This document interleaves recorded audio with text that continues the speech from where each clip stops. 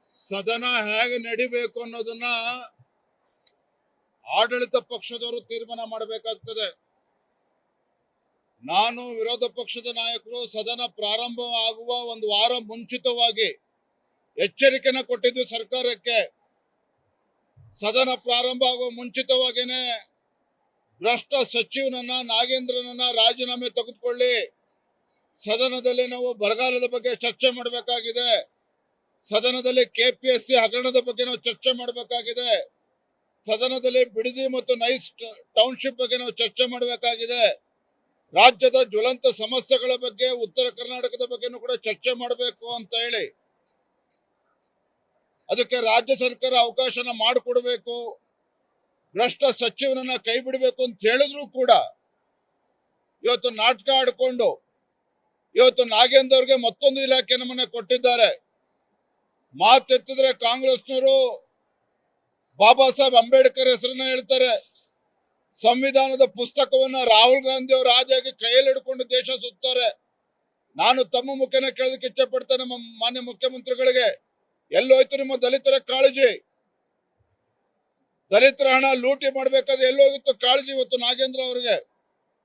ಹಾಗಾಗಿ ಇವತ್ತು ಮಾನ್ಯ ಮುಖ್ಯಮಂತ್ರಿಗಳಿಗೆ ಮತ್ತೊಮ್ಮೆ ಆಗ್ರಹ ಪಡಿಸ್ತಾ ಇದ್ದೇವೆ,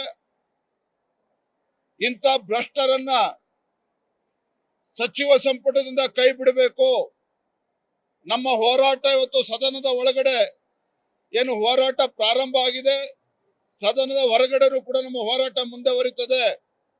ಇವತ್ತು ಈಗಾಗಲೇ ನಾವು ತೀರ್ಮಾನ ಮಾಡಿದ್ದೇವೆ, ಭ್ರಷ್ಟ ಸಚಿವ ನಾಗೇಂದ್ರನನ್ನ ಕೈ ಬಿಡಬೇಕು ಅಂತೇಳಿ ಅಹೋರಾತ್ರಿ ಧರಣಿಯನ್ನು ಕೂಡ ನಾವು ಈಗಾಗಲೇ ನಿರ್ಧಾರವನ್ನ ತಿಳಿಸಿದ್ದೇವೆ. ಆಗ್ಲೇ ಎರಡನೇದು,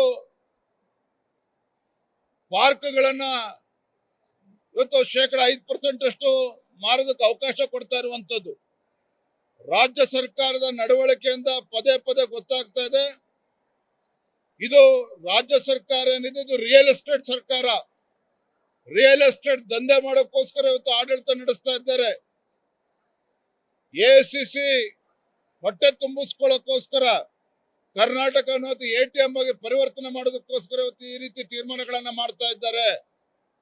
ಹಾಗಾಗಿ ಭಾರತೀಯ ಜನತಾ ಪಾರ್ಟಿ ಹಾಗೂ JDS ಇಂಥ ಜನವಿರೋಧಿ ನಿರ್ಧಾರವನ್ನ, ಬಡವರ ವಿರೋಧಿ ನಿರ್ಧಾರಗಳನ್ನೇನು ರಾಜ್ಯ ಸರ್ಕಾರ ತೆಗೆದುಕೊಳ್ತಾ ಇದೆ, ಮುಖ್ಯಮಂತ್ರಿಗಳು ತೆಗೆದುಕೊಳ್ತಾ ಇದ್ದಾರೆ, ಇದನ್ನು ನಾವು ಬಲವಾಗಿ ವಿರೋಧವನ್ನ ವ್ಯಕ್ತಪಡಿಸ್ತಾ ಇದ್ದೇವೆ.